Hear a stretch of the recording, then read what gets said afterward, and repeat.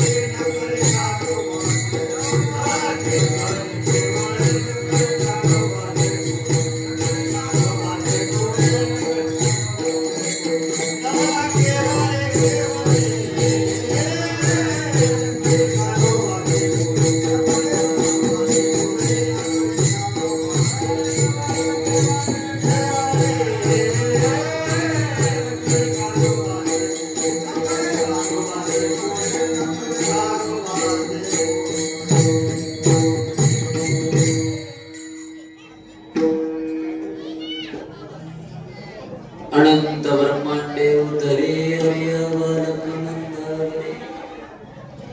नवल केवडे केवडे नकळे कानवाचे कोडे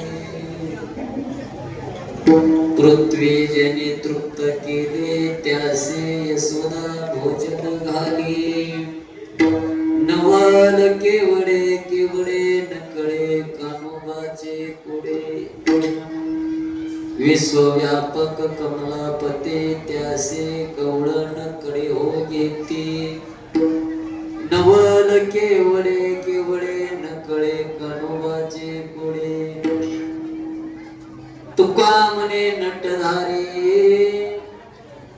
भोग भोगुनी ब्रह्मचारे नवल केवडे केवडे नकळे कानोबाचे कोडे समचरण सरोजम सांद्र नीला बुधावम जगनने तपाने मंडना मंडनाना तरुण तुलसी माला कंजनम कंजनेत्रम सदैधौल संविठ्ठलम चिंतयामि मांडुरंगा करो प्रथम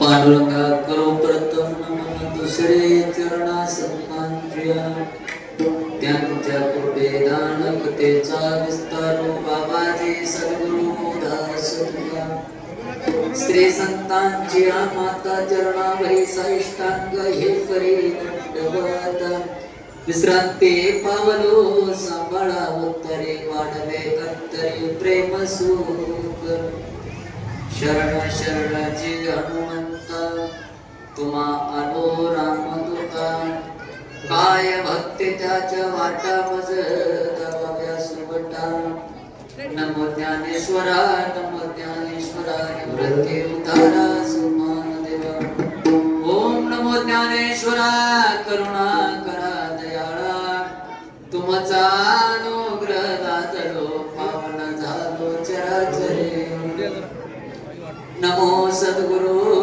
तुकया ज्ञान दीपा नमो सद्गुरु सच्चिदानंद रूपा नमो सद्गुरु भक्त कल्याण मूर्ती नमो सद्गुरु भास्करा पूर्ण कीर्ती महायोग पीठे तटे भीमरत्यं वरं पुंडरीकाय दातु मुनीन्द्रा समागस्थितिष्ठं तमानन्दकन्दं प्रब्रह्मलिङ्गं भजे पांडुरंगं जयं जिकिलियासनं होय सकळ विद्येचे दिनं तेचे बंधू श्रीचरण श्री गुरूंचे मी तरी बालक मोहडा बोले का बुडाल तुका पावले ते चोज करुणी मौली जे देवी ते नमस्करुणी आता मस्तक हे पाया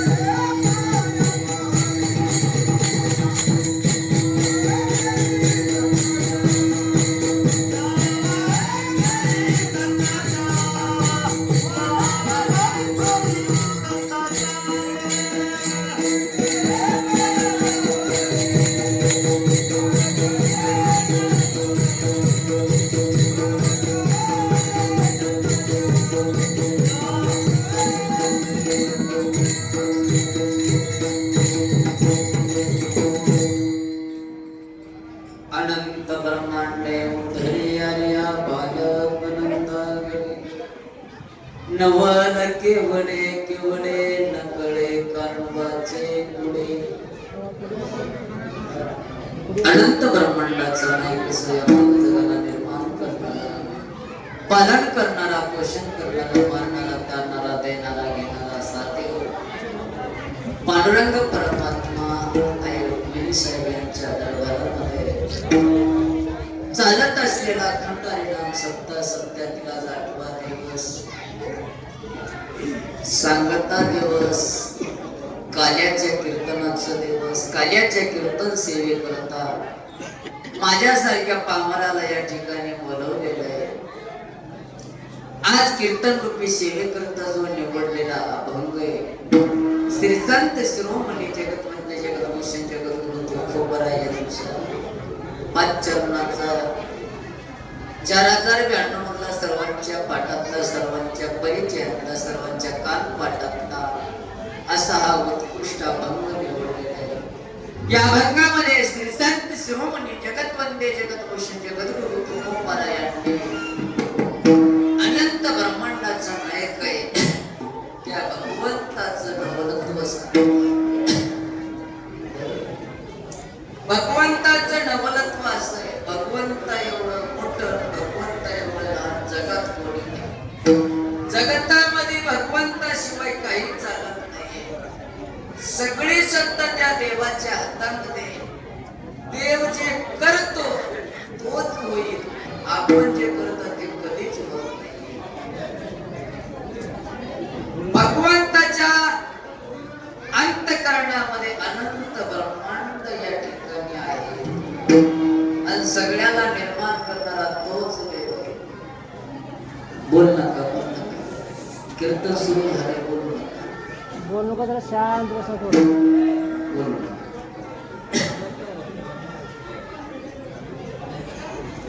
देवा एवढी ताकद जगतामध्ये कोणाचीच नाही आणि कोणाचं चालणार नाही सगळं करून घेणारा देव देवाचंच म्हणणं आहे स्वतः देव सांगतात मी चालविला सूर्य चाले मी बोलविला वेद बोले मी हलविला प्राण वाले तुझी या सत्तेने वेदासी बोलणे सूर्यासी चालणे तुझ्या वृक्षाचे पान आले ज्याची सत्ता राहिली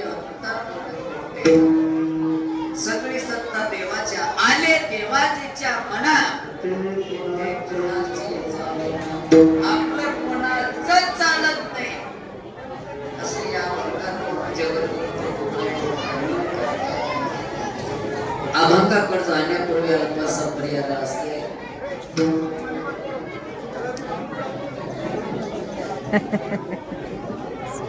नाही कार्याचं कीर्तन याला असते. मी का मोठा कीर्तनकार, मोठा ज्ञानी, मोठा पंडित, मोठा विद्वान नाही. मी उभा राहून बोलावं, तुम्ही बसून सर्वांनी ऐकावं तेवढी माझी पात्रता नाही. तरी सुद्धा गावकऱ्यांचं मन मोठे, अंतकरण मोठे, माझ्या आयुष्य साधकाला बोलून आरताची गादी दिलेली आहे. मी भाग्यवान आहे, दैववान आहे, नशीबवान आहे, प्रारब्धवान आहे. तुमच्या सर्वांचं मला दर्शन घडलेलं आहे. उभा राहून बोलावं ही पात्रता नसताना सर्व गावकरी मंडळी किंबहुना सत्याचे अध्यक्ष, उपाध्यक्ष, सचिव, कोषाध्यक्ष, कमिटी असेल किंबहुना मंदिराचे अध्यक्ष, उपाध्यक्ष, सचिव, कोषाध्यक्ष, कमिटी असेल किंबहुना गावातले सरपंच, उपसरपंच मेंबर, लहान थोर मंडळी, वयोवृद्ध मंडळी, महिला मंडळ असेल, पुरुष मंडळ असेल, तरुण मंडळ असेल, भजनी मंडळ असेल, सगळ्यांनी या ठिकाणी प्रेमानं बोलवलेलं आहे. येण्याचा योग आला संपर्क करणारे आदरणीय हरिभक्तीपरायण भगवंतजी महाराज त्यांनी संपर्क केले. आनंद वाटणं तशीच असणारे आपल्या गावातले गोड व्यक्तिमत्व आदरणीय दत्ता देवकत्ती पाटील त्यांनी संपर्क केले. येण्याचा योग आला.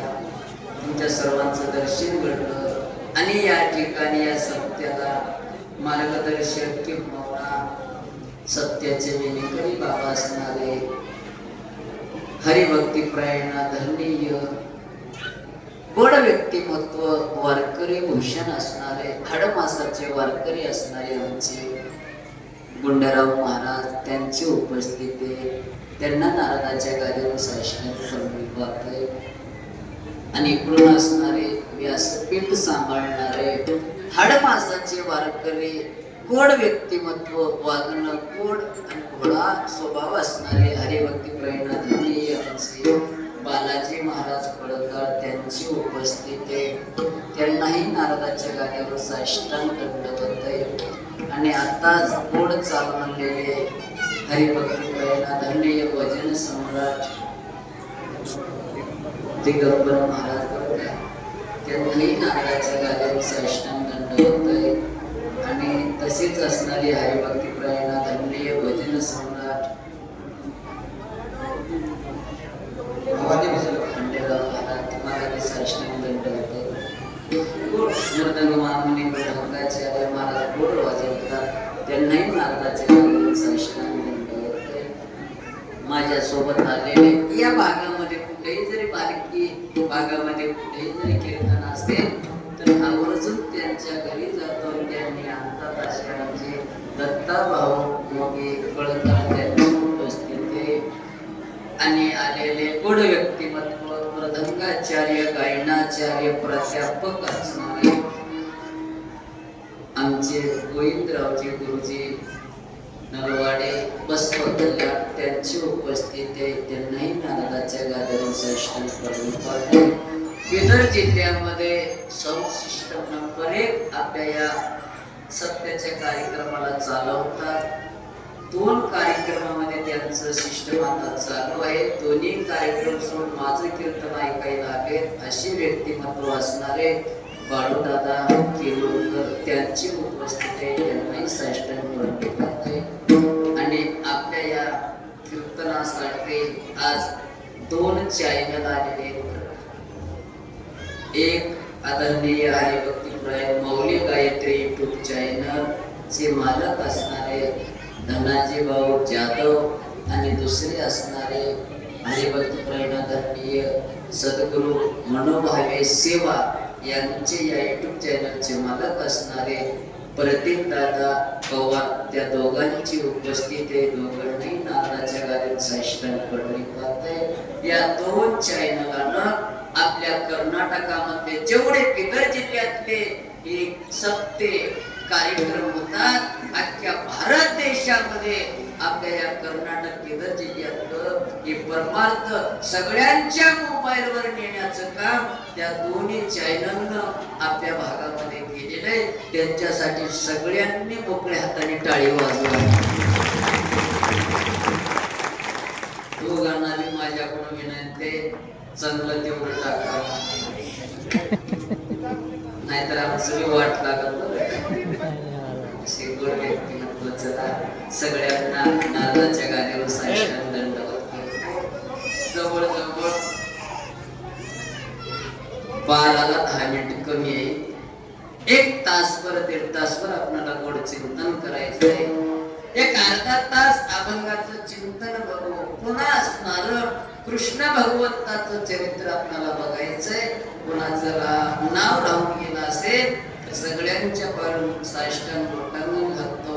सर्वांना क्षमा मागतो. मोठ्यातनं क्षमा करा आणि सगळ्यांना विनंती करतो, कीर्तन होईपर्यंत तुटू नका, बोलू नका, सुटू नका. सगळ्यांना विनंती. चला या अभंगामध्ये जगद्गुरु तुकोबरायांनी भगवंताचं नवलत्व या अभंगातून सांगतात. भगवंताचं नवलत्व आतापर्यंत कोणाला कळालं नाही, कोणाला कळणार सुद्धा नाही. एका राजानं अभिमानानं उड्या मारायला लागला. ते करतो, हे करतो, तसं केलो, असं केलो, तेच करतो, माझ्या एवढा बलवान कोणीच नाही. कोण येते मैदानामध्ये या म्हणा, माझ्यासोबत युद्धाला, कुस्तीला, कोणत्याही करत असताना आणि तो म्हणतो, अभिमान आहे त्याला, पण अभिमानामुळे त्याच्याकडे सगळंच होतं बरं का. 56 युगाचं आयुष्य त्याला, 80,000 बायका, 1 लाख पोरं, 1.25 लाख नातू, 1.25 लाख पंतू आणि 7 कोटी घरे शुद्ध कांचनाचे, 7 लक्ष घरे काचेचे, 7 लक्ष घरे तांब्याचे आणि पुरी लंका सोन्याची होती. अभिमान आलंच पाहिजे की आपल्याला उगाच 4-5 तोळे सोनं अंगावर राहते तर आपण कोणाला बोलू देणार. इंगाबाग इंगाबाग इंगाबाग इंगाबाग चालू.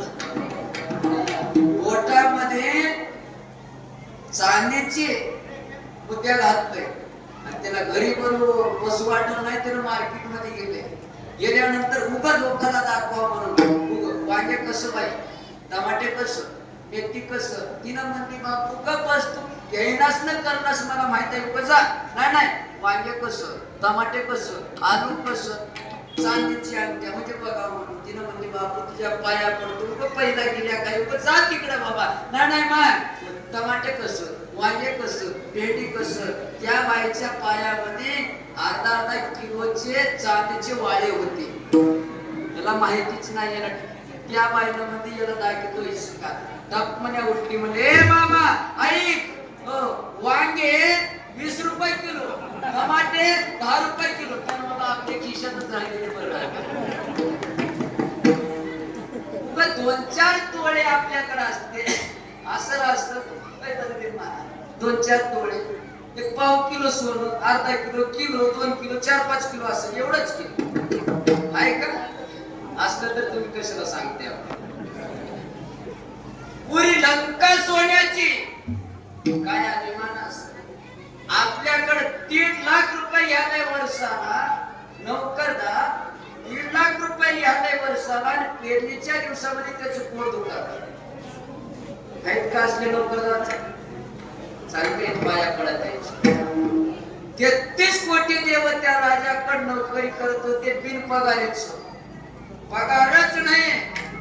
रावणानं उठण्याच्या अगोदर वाऱ्या देवानं झाडून काढून निघून जावं, पावसानं सडा सारवण करून निघून जावं, सटवीनं रांगोळ्या घालून निघून जावं. हो, गणपती बाप्पानं रावण उठल्याबरोबर आंघोळीला पाणी आणि फुलं आणून द्यावं. अग्निदेवानं स्वयंपाक करून ठेवावं रावणासाठी. 9 असं पायऱ्या करून त्यांच्या छातडावर पाय देऊन सिंहासन गादीवर बसणारा एवढा बलवान अभिमान फायदेत ना त्याला. कैलासाला हलवायची ताकद माझ्या एवढा कोणीच नाही असा म्हणणारा रावण नारद आला त्याच्याकडे. आल्याच्या नंतर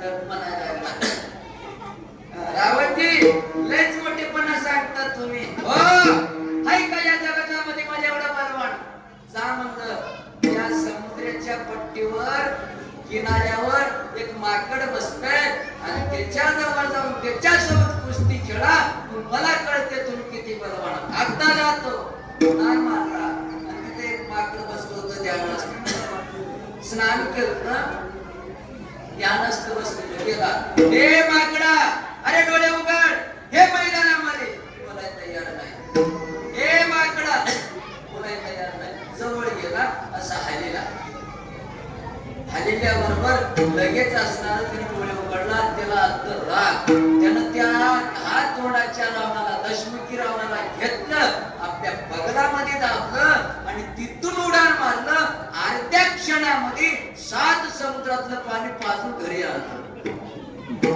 घरी आणलं की त्या माकडाचं मुलगा अंगद नावाचा, त्यानं रडत बसलं होतं. बायको म्हणली, काय हो, कुठं जाता, तिकडं जाता, आपलं पोरगं रडते.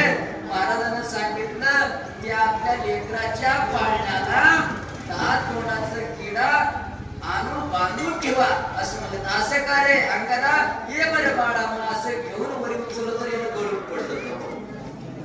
विचार करा, त्या एवढ्या मोठ्या बलवान असणाऱ्या रावणाला एका बगलामध्ये बांधून अर्ध्या क्षणामध्ये 7 समुद्रातलं पाणी पाजून आणतो. ते वाली किती बलवान असेल बघा. विचार किती बलवान आहे.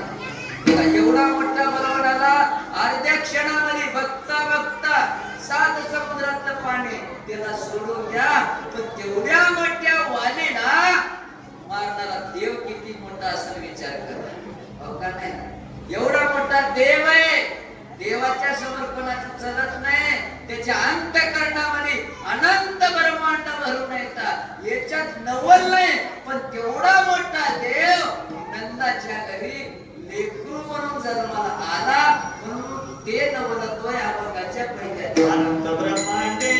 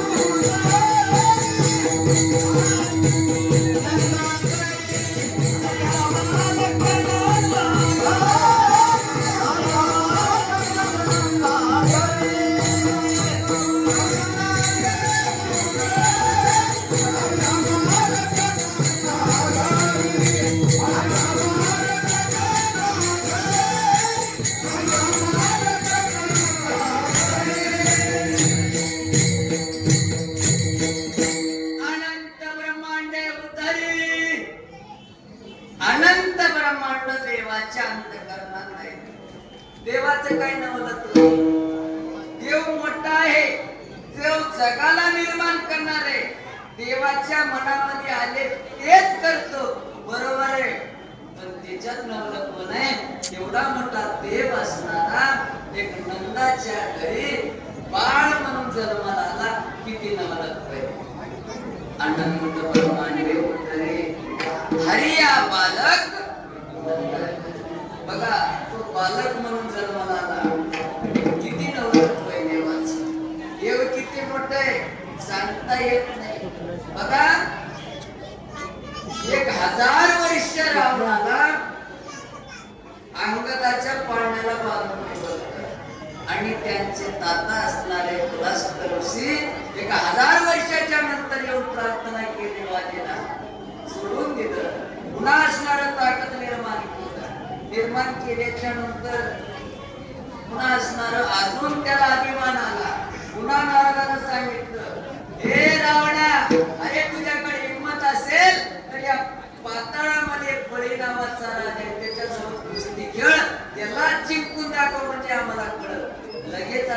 तो पाताळात गेला. गेल्यानंतर बळीराजा आणि बळीराजाची बायको दोघांनी असणारे 25 नावाचे असे खेळ खेळत बसले. बसल्याच्या नंतर 5 वस्तू राहतात. खेळत असताना एक असणार ते वस्तू पलीकड जाऊन पडलं आणि रावण येऊन बघितला. हे बळे, कोण तुम्ही? मी राजा रावण आहे, लंकाधिपती आहे. काय नाही म्हणलं, लवकरात लवकर बाहेर ये आणि माझ्यासोबत कुस्ती खेळ.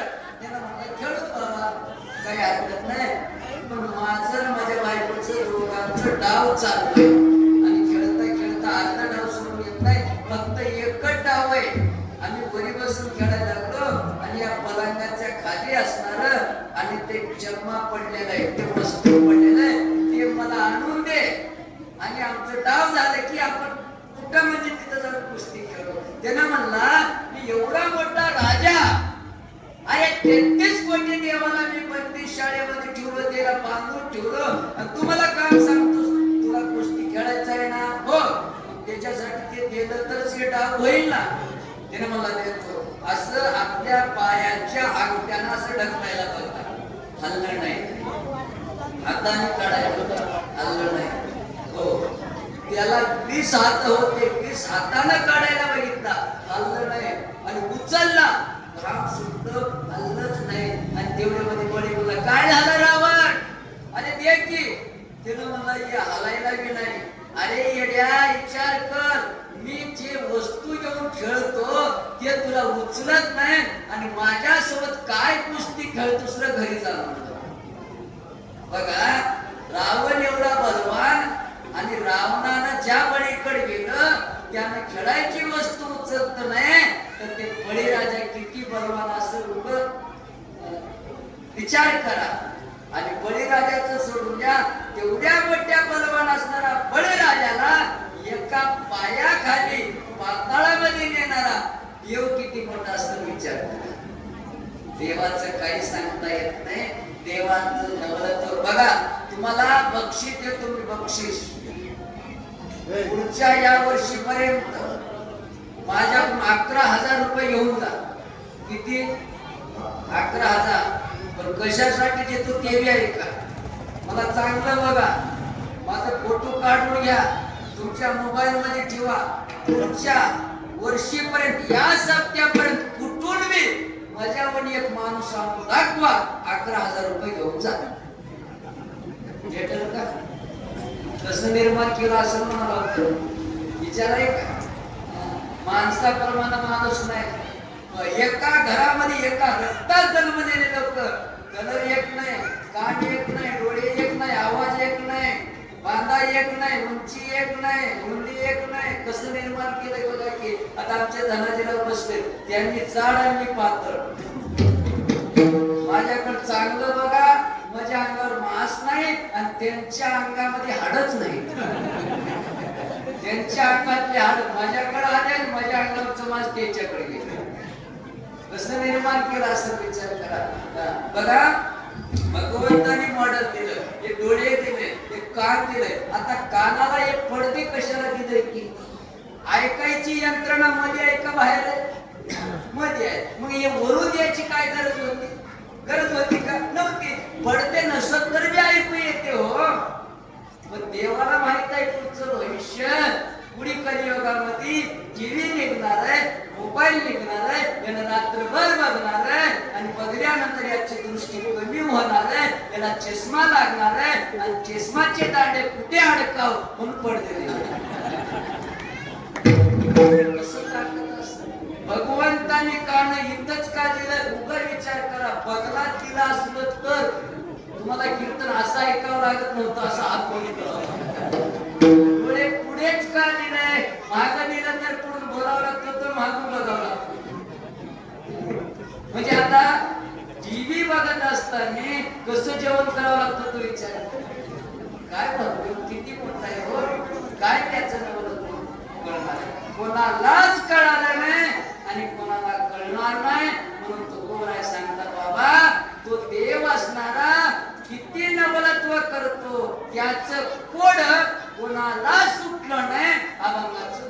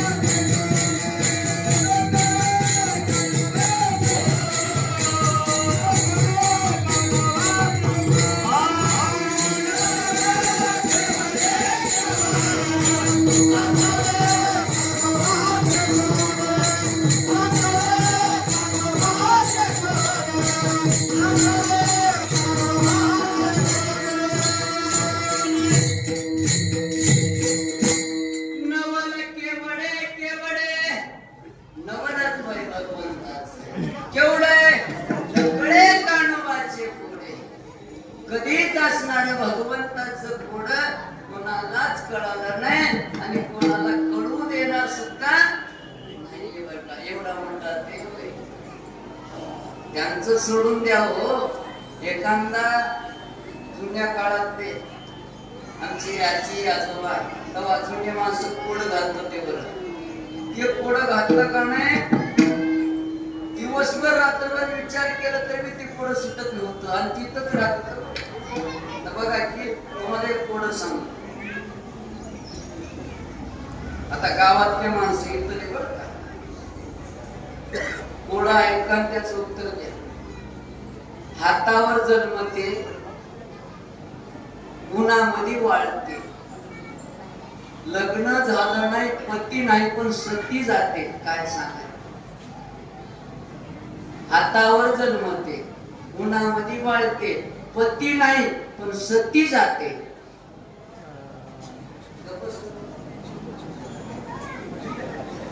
म्हणजे सगळेच कीर्तन पाठ केले येते. महाराज सांगितले ये ना देवाचं कसं कळलं. काय नाही सोपं आहे. गौरी शेणाची गौरी जन्मते कुठं हातावर, वाळते कुठं उन्हामध्ये. आणि तिचं का लग्न झालंय का तिला का नवरा आहे नाही पती नाही सती जाते चुलीमध्ये.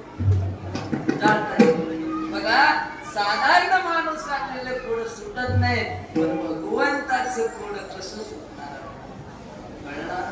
भगवंत कसं आहे सगळ्या या परतनीला पोट भरवणारा देव आहे.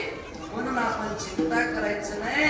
जगाला पोट भरवतो याच्यात नवल नाही पण त्याच देवाला भगवंताला म्हणजे यशोदा माईनं जवळ घेऊन आपल्या हाताने जीव घालते. हे नवलत्व आहे. अभंगाचे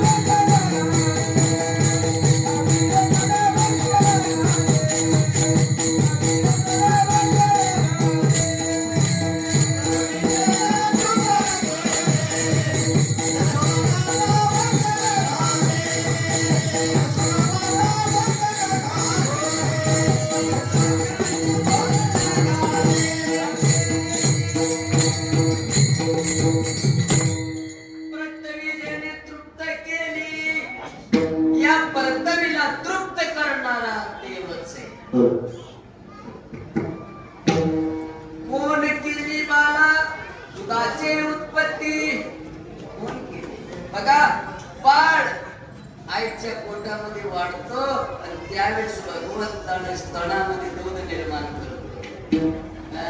पण त्या डॉक्टरने इंजेक्शन भरत नाही, सलाईन भरत नाही, निर्माण करणारा तो आहे. कुठे तर वर उष्ण काळ मासी जीवन दयाशी कोण घाली.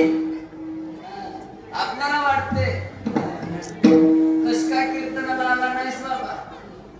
काम होतं काम उद्या केलं तर जमत नव्हतं का. बापू तुमचं काय आम्हाला पोट आहे, उद्याचा आजच करावं लागते. उद्याचा आज करतो म्हणणारा आज रात्री मेला तर ऐकाय घ्या. बघू तू द्या म्हणलं तर आहे गॅरंटी काहीच नाही. असं पुराणामध्ये सांगितलं ज्या वेळेस आपलं या परतईवरचं अन्न सरलं त्यावेळेस लोक आपल्याला उचलतात, कोणी ठेवत नाही. सगळ्याला पोट भरवणारा देव आहे. आपण काही भरत नाही, आपलं पोट कधीच भरत नाही. पोट भरवणारा देव आहे. आपण चिंता करायचं नाही. भगवंताने जेवायला बसले आणि लक्ष्मी माता येऊन पुढे उभा राहिले, जेवायला वाढले. भगवंताने डोळे मिटले आणि 5 मिनिटं तसंच बसले. 5 मिनिटाला डोळे उघडले, जेवायला सुरुवात केली. आई साहेबांना विचारलं का देवा, का डोळे झाकला? काय नाही म्हणलं, पूर्ण ब्रह्मांडाला बघितलं, सगळ्या जीवांकडे बघितलं, मग सगळ्या जीवांचं पोट भरलं, मग मी जेवतो. असं आहे का? लबाड बोलता नाही म्हणलं, दुसऱ्या जेवेपर्यंत मी कधी जेवत नाही. बघा बरं, आपण म्हणतात उद्याचं कसं होईल. आपण जर उपाशी राहिलं, देव सुद्धा आपल्यासाठी उपाशी राहतो. का? आपण सगळ्याला निर्माण करणारा देवच आहे, म्हणून चिंताच करायची नाही.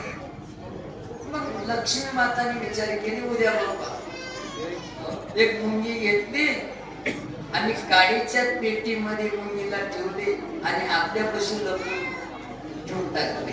दुसऱ्या दिवशी देव जेवायला बसले, जेवायला वाढले, पुन्हा देवाने डोळे झाकले, पुन्हा उठवले, जेवायला सुरुवात केली. देवा, तुम्ही तर म्हणलो सगळ्यांचं पोट भरल्यावर तुम्ही जेवता हो, माझ्याकडे एक जीव आहे म्हणलं, ते जेवलंच नाहीये.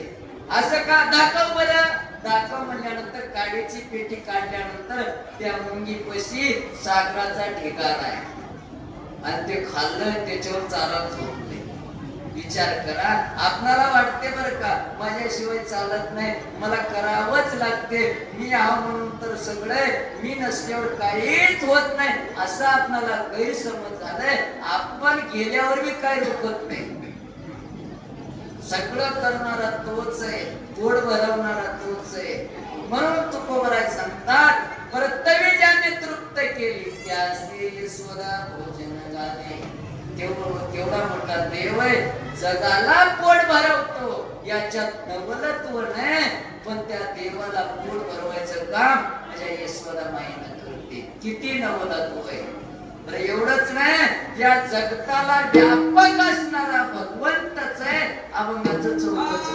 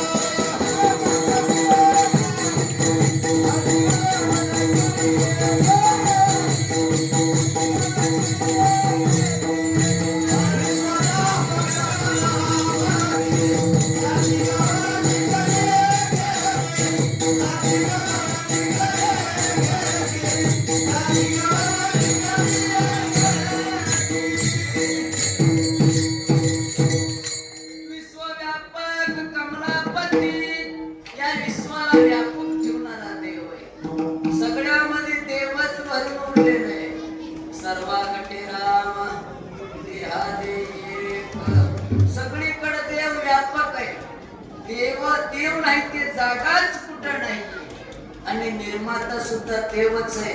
पण त्या देवाला आपण येण्यात काढतो. आपण लई लोक हुशार, देवाला का दिसत नाही म्हणता का, देवाला का कळत नाही म्हणतो. बघा 3 लोकांनी शिकलेले लोक निघाले. जात असताना उन्हाळा दिवस होता आणि एक टरबुजाचं बाग दिसला आणि त्या बागेत गेले आणि तिथं आंब्याचं झाड होतं. आंब्याच्या झाडाखाली बसले. उन्हाळा दिवस बसवले बसले. 3 लोक शिकलेले सवरलेले आणि ते टरबूज कापले आणि तिघांनी खाल्ले आणि थोडस वारं सुटलं की आंब्याच्या झाडाला पिकलेला पाड होता, पिकलेला आंबा आणि ती खाली पडल्याबरोबर एकानं उठला आणि त्याला बी कापला आणि ती काही खाल्ले आणि त्याच्यातलं एक शहाणा म्हणायला लागला, अरे मित्रा काय झालं? मला असं वाटते देवाला अक्कल नावाची वस्तूच नाही.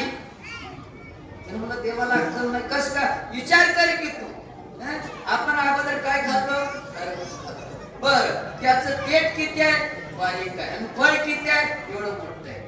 बर आता काय खाल्लो? आंबा खाल्लो. आंबा किती आहे? लहान आहे. आणि त्याचं झाड किती आहे? मोठं आहे. देवाला अक्कल राहिली असलं तर हे फळ तिथं ते फळ इथं देत नव्हतं का? दुसऱ्यानं मला करेक्ट बरोबर आहे. देवाला अक्कलच नाही. तिसऱ्यांना म्हणलं तुम्ही दोघं जे म्हणता त्याच्यात मी मिसळलो बाबा बरोबर आहे. आणि तेवढ्यामध्ये वाटोळी सुटली. आंब्याच्या झाडाला वरच्या शेड्याला कैरी होती. तट मण्यात तुटलंय आणि ज्यानं अक्कल नाही म्हणले त्याच्या डोक्यात येऊन पडले. तेवढ्यावरून पडल्यावर डोळे पांढरे केला आणि लगेच त्या शेताच्या मालकानं पाणी आणलं, त्याच्या तोंडात पाणी टाकलं, ते डोळे उघडला. बरं वाटलं का? बरं वाटलं. लय वरून पडलं. त्यानं म्हणला काय की देवाला अक्कल नाही म्हणला तर बरोबर आहे, बरोबर आहे. विचार करा एवढं मोठं फळ त्या झाडाला राहिलं असलं तर आणि असं वारं सुटलं असलं तर आणि ते तुटून तुझ्या डोक्यात पडलं असलं तर तुला का पाणी लागतं तर का मडकं लागतं तर विचार करा. जगतामध्ये काही लोक आहेत हा शहाणे बी आहेत नाहीत असं नाही बरं का, ज्ञानी बी आहेत. एवढे ज्ञानी आहेत लोकांना सोडून द्या. पण जगतामध्ये व्यापक असणारा भगवंत आहे. देवा एवढा व्यापक कोणीच नाही. विश्वव्यापक कमलापती त्यासे कवळण तळे किती व्यापक आहे. भांडण लागलं देवाच्या घरी. लक्ष्मी माता, रुक्मिणी माता आणि कृष्ण भगवंताच्या घरी भांडण लागलं. आता भांडण देवाच्या घरी लागलंय, आपल्या घरी तर रोजच आहे. वाटते तुम्हाला महाराजांच्या घरी भांडण नसेल, भांडण नसेल, भांडण नसेल. आमची एवढं किरकिरी तर कुठंच नाही. आम्हाला घरी किरकिरी होती म्हणून तर बाहेर निघते.